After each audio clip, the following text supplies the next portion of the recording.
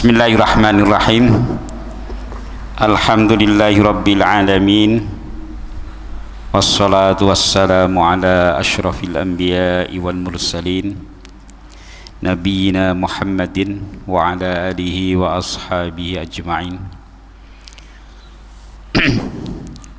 Rabbi israh li sadri wa yassir li amri wa hlul 'uqdatam min lisani yafqahu qawli, amma ba'd.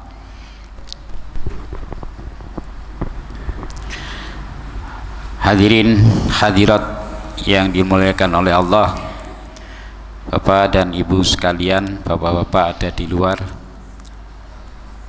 Ibu sekalian, jamaah Majelis Ta'lim Jumat sore yang dirahmati oleh Allah, marilah kita senantiasa bersyukur kehadirat Allah Subhanahu wa Ta'ala, karena nikmat dan karunialah kita pada sore hari ini bisa hadir di majelis ini.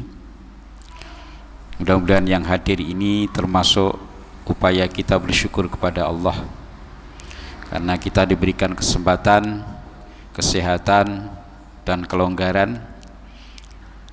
Sudah sepatutnya kita untuk mensyukuri dengan kita selalu hadir di ta'lim, kecuali yang punya uzur.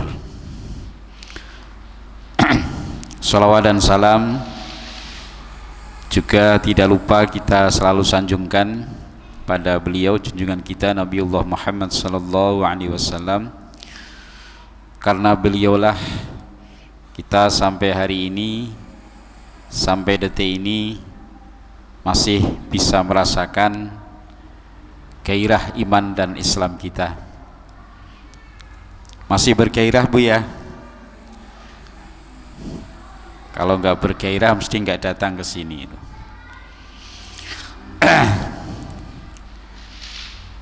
Ibu-ibu sekalian yang dirahmati oleh Allah,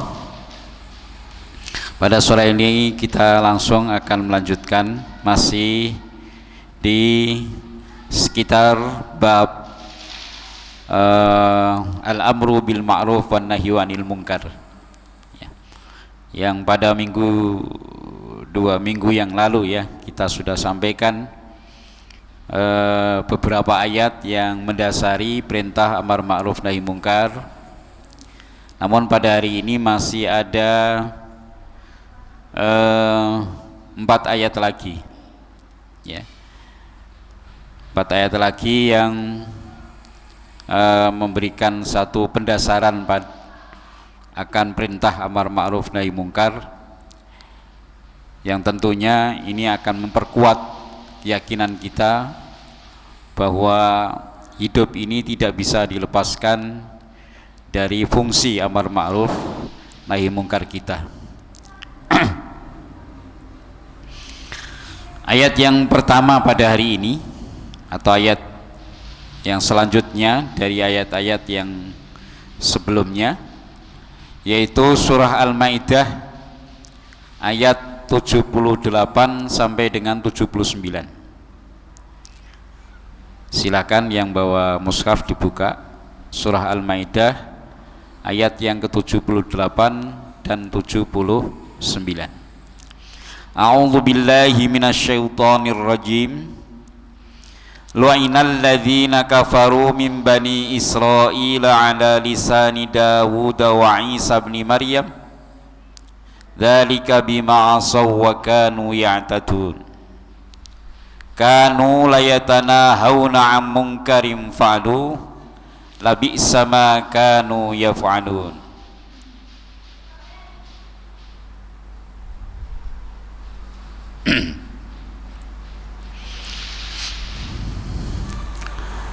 Lu'inal ladzina kafaru min bani Israila, ya.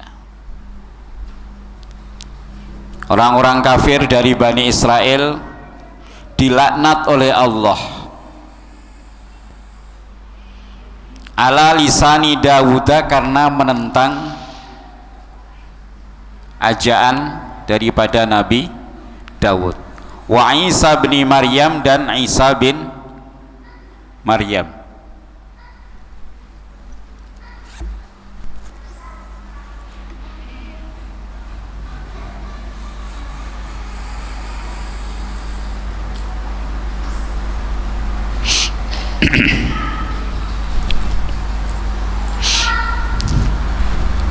Jadi lu'inal ladzina kafaru min bani Israil ala lisani Dawud wa Isa bin Maryam dzalika bima asaw wa kanu ya'tadun. Yang demikian itu disebabkan mereka durhaka, wa kanu ya'tadun, dan mereka berbuat melampaui batas. Ya. Ini saya ragu ini ayatnya apa betul nih. Yang sudah menemukan ayat ini apa betul? Ada yang salah ya?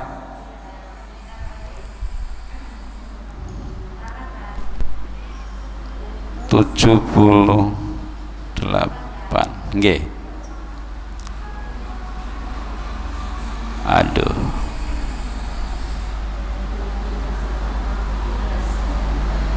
Ya. 78 Bu ya.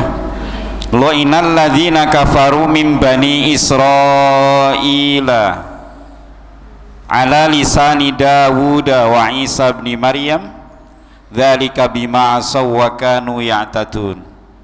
Ayat 78 ya. Jadi orang-orang kafir dari Bani Israel itu dilaknat oleh Allah melalui atau disebabkan oleh lisan atau ucapan Daud dan Isa bin Maryam. Ya. Dzalika bima asaw wa kanu ya'tadun. Yang demikian itu disebabkan mereka durhaka. Wa kanu ya'tadun, dan mereka berbuat melampaui batas. Apa? Berbuat durhaka dan melampaui batas. Kanu la yatanahawna am mungkarin fa'alu. Betul ya? Ya. Kanu la yatanahawna am mungkarin fa'alu. Mereka dianggap durhaka dan melampaui batas karena mereka la yatanahawna am mungkarin fa'alu. Karena mereka tidak saling mencegah dari perbuatan mungkar yang mereka lakukan. Labi sama kanu yaf'alun. Sungguh itulah seburuk-buruk apa yang mereka lakukan. Di dalam syarah atau tafsirnya ini ya dikatakan qala aksarul mufassirin, kebanyakan atau mayoritas mufassir ya mengatakan siapa alladzina kafaru min bani Israil ala lisani Dawud wa Isa bin Maryam hum ashabus sabti lima atadau wastadu fis sabti ya. Jadi mereka itu adalah ashabus sabti, ya segolongan, disebut dengan segolongan Sabtu ya. Mengapa? Karena mereka melampaui atau melanggar larangan hari Sabtu. Jadi gampangannya kalau gambaran kita ini wis dikandani oleh nabinya agar jangan melanggar hari Sabtu ya. Ini zamannya Nabi sebelum Nabi Muhammad ya. Jadi Ashabus Sabti ini karena mereka disebut Ashabus Sabti karena mereka melanggar, melampaui dan melanggar batasan-batasan di hari Sabtu. Faqala Dawud, maka Nabi Dawud, ini umatnya Nabi Dawud ya, berdoa, Allahumma l'anhum waj'alhum qiradatan ya. Jadi disebut dengan ala lisani Dawuda tadi karena sabdo mandine lesane Daud, doanya Nabi Daud yang langsung didengar oleh Allah dengan melaknat apa? Allahumma al'anhum waj'alhum qiradatan. Ya Allah, laknatlah mereka dan jadikan mereka kera. Di ayat apa itu? Wa kunu qiradatan khasiin. Ya, di dalam ayat itu. Jadi sabdo mandine ucapane Daud kepada umat yang melampaui batas kekufurannya dan sudah diberikan apa batasan-batasan jangan melanggar hari Sabtu, ternyata tetap dilanggar, ya, tetap diterjang, diterak, maka kenalah doa daripada Nabi Daud ini, ya, dilaknat oleh Allah sesuai dengan permintaan Nabi Daud, mereka jadi kera, ya. Hal ini juga dikisahkan oleh Allah di dalam surat Al-A'raf, juga ada, nanti silahkan dibaca, ya. Kemudian wa Isa bin Maryam, dan lisannya Nabi Isa bin Maryam. Qala wa hum kuffaru ashabul maidah lima akalu minha waddakharu walam yu'minu. Jadi kaumnya Nabi Isa itu diberikan makanan yang tanpa nanam, tukul sendiri, tapi nggak ada bersyukur dia. Tanpa nandur, tukul bisa dinikmati, itu ternyata tidak disyukuri sama sekali. Bahkan mintanya macam-macam, gitu ya. Maka ini juga kena laknatnya sabdo mandine Nabi Isa. Nabi Isa juga berdoa, qala Allahumma al'anhum waj'alhum hanazir. Apa itu? Kalau tadi kirodah, kalau ini hanazir, babi, ya.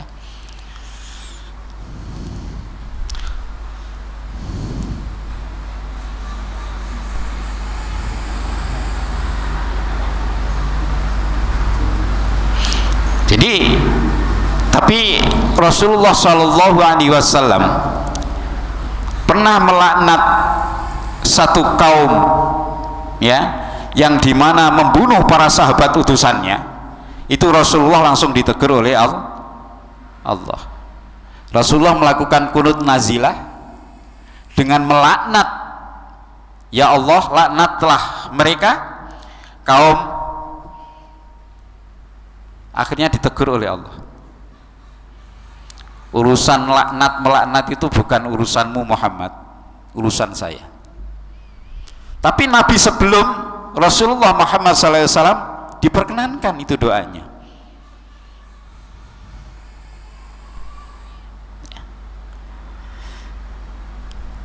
Nah, kenapa bisa dilaknat seperti itu? Dzalika bima asaw wa kanu ya'tadun. Karena mereka selalu mendurhakai Nabi, mendurhakai Allah, dan mereka selalu berbuat melampaui batas.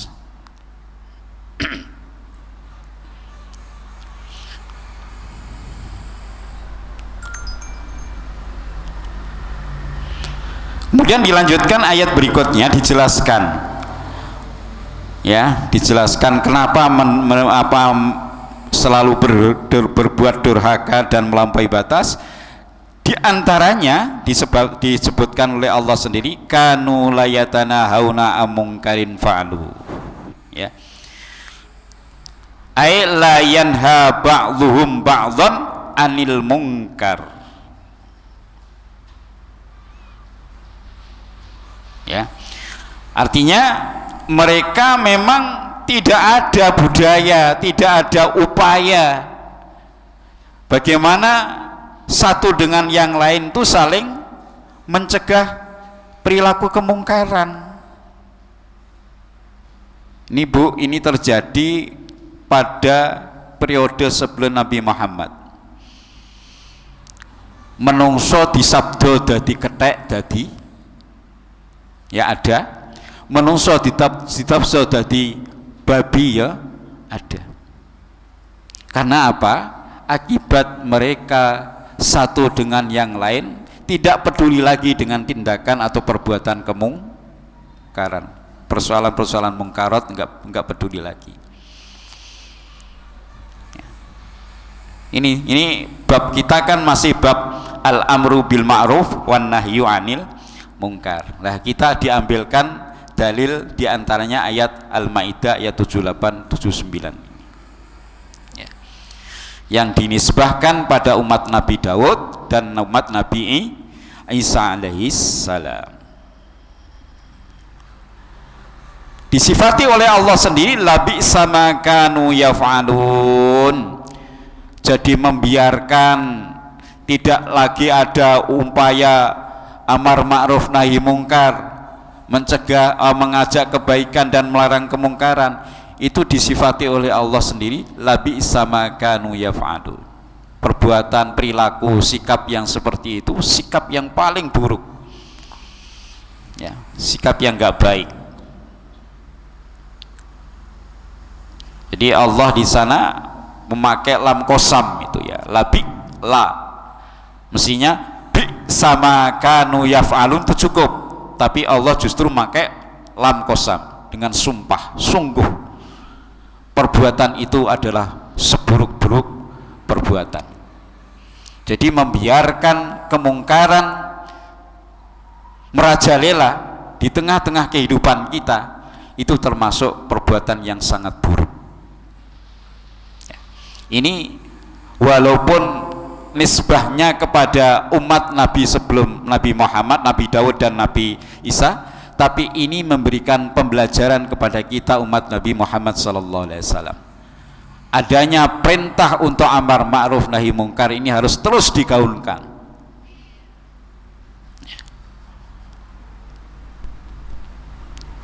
Memang resiko nggih.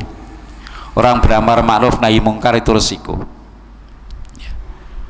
Nek trimo ngajak apik iku sih ora pati ibu nggih. Ngajak apik, gelem ya alhamdulillah, ora gelem tidak begitu berdampak. Tapi kalau sudah mencegah kemungkaran itu berat. Ya. Makanya di sini yang diambil di dalam ayat ini itu mungkaratnya. Mungkaratnya yang diangkat oleh Allah di situ. Kanu layatana hauna amungkarin fa'alu. Ini ayat yang berikutnya, jadi surat Al-Maidah ayat 78 79. Ini sebagai salah satu dalil dasar perintah amar ma'ruf nahi mungkar. Dan yang perlu kita canungkan lagi, kita renungkan betul, dulu itu gara-gara tidak mau mencegah kemungkaran itu sampai dilaknat oleh Allah atas doa para nabinya. Kemudian waqala ta'ala fi suratil kahfi ayat 29 ya. Surah Al-Kahfi ayat 29 Allah juga berfirman wa qulil haqqu mir rabbikum faman syaa'a falyu'min wa man syaa'a falyakfur. Ya. Wa qulil haqqu mir rabbikum, katakan Muhammad, al-haq, kebenaran itu mir rabbikum adalah dari Tuhan kalian. Faman syaa'a falyu'min, faman syaa'a maka barang siapa yang menginginkan, yang menghendaki, falyu'min maka berimanlah. Tapi sebaliknya wa man syaa'a falyakfur, siapa yang menginginkan maka silakan kufur. Mukmin dan kufur itu tidak membuat repotnya Allah.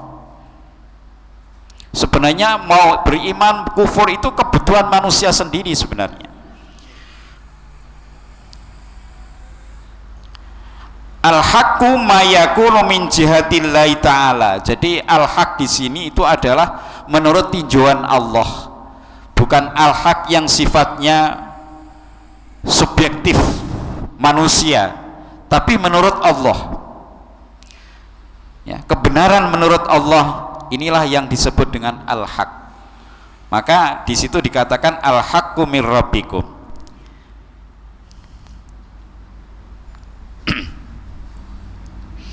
Faman syaa'a falyu'min wa man syaa'a falyakfur.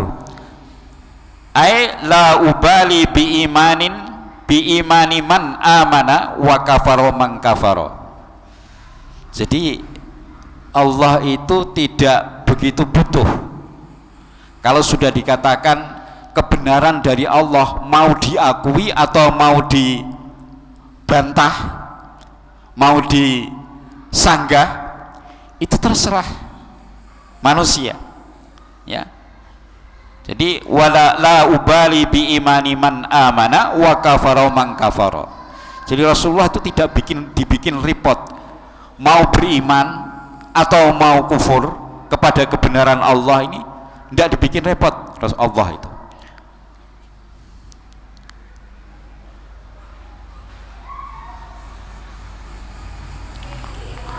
Faman salaka fihi bitaufiqi wa mu'ridu anhu bil khadlani faman sya'al haqqu lahul al hidayah hadahu li tariqil iman wa man sya'al al idlal salaka bi maslakal kufri wad dhalalil ba'id. Ya. Jadi kalau seorang itu sudah tahu kebenaran, kemudian dia mengakui kebenaran itu, maka tentu orang itu akan mendapatkan hidayah, petunjuk menuju jalan keimanan. Ya. Tapi barang siapa yang melawan, menentang kebenaran itu, maka dia akan apa? Berarti mereka berjalan pada jalan kekufuran dan jalan kesesatan yang jauh. Ya. Jadi hati-hati kita ini. Ketika ada kebenaran itu, memang tadi pagi di Al-Manhaj juga saya sampaikan itu, ya, di dalam kitab Tambihul Ghafilin itu dikatakan di sana cirinya orang hatinya yang terbuka akan kebenaran, ya, salah satunya apa, Bu Buning tadi pagi itu lupa ya. Ya. Jadi salah satunya adalah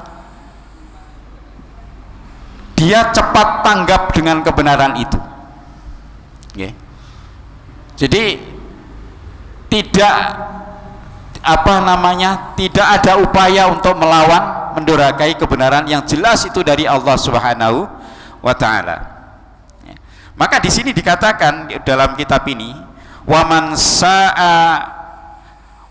faman sya'al haqqa lahul hidayah, barang siapa yang memang menghendaki akan kebenaran itu, maka dia akan mendapatkan petunjuk dari kebenaran itu, ya. Petunjuk menuju jalan keimanan, ya. Maka kita hati-hati, jangan sekali-kali ketika mendengar, menemukan kebenaran entah dari siapapun, kalau memang itu kebenaran bersumber dari Allah dan Rasulnya, maka jangan sekali-kali kita menentang, ya. Salah-salah kita akan justru pada jalan kesesatan itu. Maka di sini dikatakan faman sya'al haqqa lahul hidayah hadahu li tariqil iman. Barang siapa yang menghendaki akan kebenaran itu, maka petunjuk yang menunjukkan pada jalan keimanan itu pasti akan ditemukan, ya.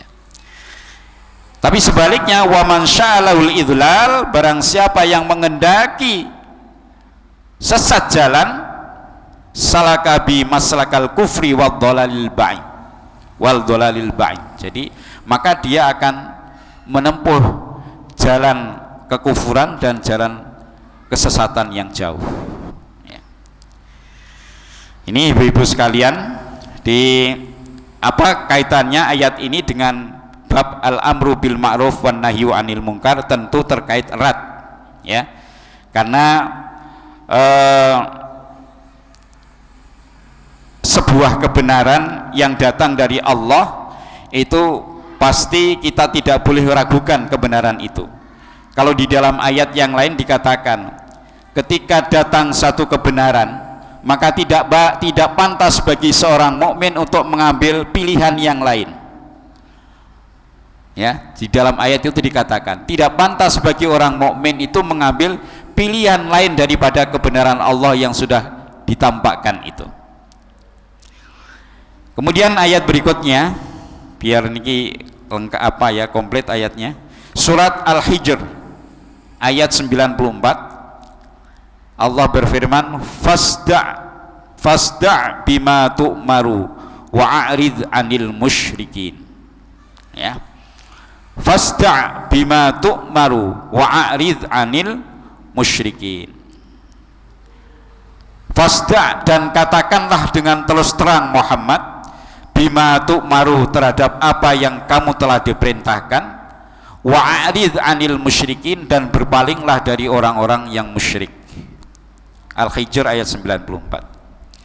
Ini ayat ini oleh para mufassir ini perintah di mana Rasulullah untuk berdakwah Islam dengan terang-terangan.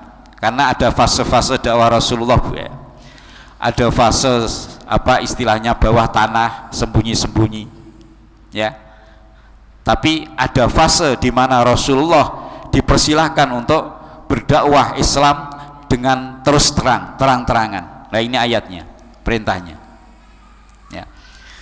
Kalau dakwah yang masih di bawah tanah, sembunyi-sembunyi, diam-diam, itu di saat di mana Rasulullah mengawali dakwahnya yang pertama itu, mengajak dari keluarga ke keluarga secara diam-diam. Pengikutnya juga secara diam-diam mengikuti taklimnya Rasulullah, kan gitu kan, mendengarkan wahyu yang diterima oleh Rasulullah SAW. Tapi pada saat di mana umat Islam sudah mulai kuat, maka diperintahkan Rasulullah untuk berdakwah secara terang-terangan dengan perintah ayat ini, fasda' bima tu'maru wa'arid 'anil musyrikin. Terus teranglah atau katakanlah dengan terus terang Muhammad segala sesuatu yang kamu telah diperintahkan dan berpalinglah dari orang-orang musyrik. Ya.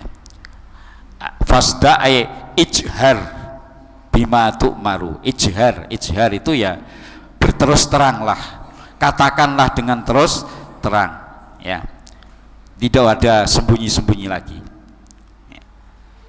Ini, nah, ketika kita ada kuasa untuk beramar ma'ruf nahi mungkar, punya kekuatan, punya kebijakan, alangkah menyesalnya orang yang punya kebijakan tapi tidak digunakan untuk amar ma'ruf nahi mungkar. Contoh, siapa yang kira-kira bisa memberantas narkoba, bisa memberantas perjudian, bisa memberantas minuman-minuman keras? Tentu para aparat yang berhak, kan? Mestinya para aparat itu sadar bahwa kemampuan dan kekuasaan untuk memberantas kemungkaran seperti ini, penyakit masyarakat ini, justru saat itulah dia harus menjalankan kemampuan dan kuasanya itu. Alangkah menyesalnya kalau nanti saat sudah tidak mempunyai kemampuan dan kewenangan untuk membubarkan, kok tidak melakukan, pasti menyesal dia. Itu ya. Kalau kemarin beberapa waktu yang lalu itu FPI mengadakan apa niku sweeping, ya beberapa tahun yang lalu sebelum dibubarkan, ya, terutama di bulan Ramadan, ya, mensweeping warung-warung yang buka minuman keras, ya, karena memang dia punya keberanian, punya kemampuan. Sebenarnya hak untuk memberantas itu ya memang para aparat gitu ya. Tapi karena aparatnya mungkin tidak segera melakukan tindakan sehingga didahului oleh yang namanya FPI, kan gitu. Jadi kalau kita kembalikan kepada kapling tugas itu memang sudah ada petugas masing-masing. Ya. Contoh siapa yang sekarang menjadi Mensos itu? Yang dari Jawa Timur, gubernur apa bupati apa? Gubernur ya. Nah, Risma ya. Risma dulu ketika di Surabaya itu menampilkan kewenangannya dia, karena punya kewenangan yang bisa membubarkan lokalisasi yang sudah berakar turisme. Kalau dia memang dulu itu motivasinya adalah ikhlas karena mumpung saya punya kekuasaan, punya kewenangan untuk membubarkan, bubarkan. Bang Anies, berapa tempat-tempat maksiat itu dibubarkan, dicabut izinnya. Ini kenapa? Mereka sadar, beliau-beliau itu sadar, karena saat itu beliau harus punya kewenangan, harus melaksanakan kewenangannya itu. Kalau enggak, ada pertanggungjawaban di mata Allah nanti, di sisi Allah. Kenapa di saat kau berkuasa, punya kewenangan, tidak kau lakukan langkah-langkah seperti ini? Kalau sekarang sudah dilakukan kan? Nah ini ibu-ibu sekalian, mungkin sampai di sini sudah 5:30 ya. Biasanya jam 5:45 ya. Ini 5:30 hampir. Masih ada satu ayat sebenarnya. Jadi surah Al-A'raf ayat 165 itu Allah juga memberikan di sana ya, memberikan apa peringatannya kepada kita. Ini ayat ini saya bacakan sekalian dah, tanggung gitu ya. Saya bacakan dan saya terjemahkan aja. Anjainal ladina yanhauna 'anis su' wa akhadnal ladina zalamu bi'adzabim ba'isin ya, bima kanu yafsukun. Al-A'raf ayat 105. Anjainal ladina yanhauna 'anis su'. Kata Allah, aku selamatkan orang-orang yang mau mencegah keburukan. Wa akhadnal ladzina dzalamu bi'adzabim ba'isin, dan aku timpakan kepada mereka orang-orang yang zalim, berarti orang-orang yang tidak mau mencegah kemungkaran, bi'adzabin ba'isin, dengan adab yang pedih, adab yang dahsyat, bima kanu yafsukun, disebabkan perbuatan fasik mereka.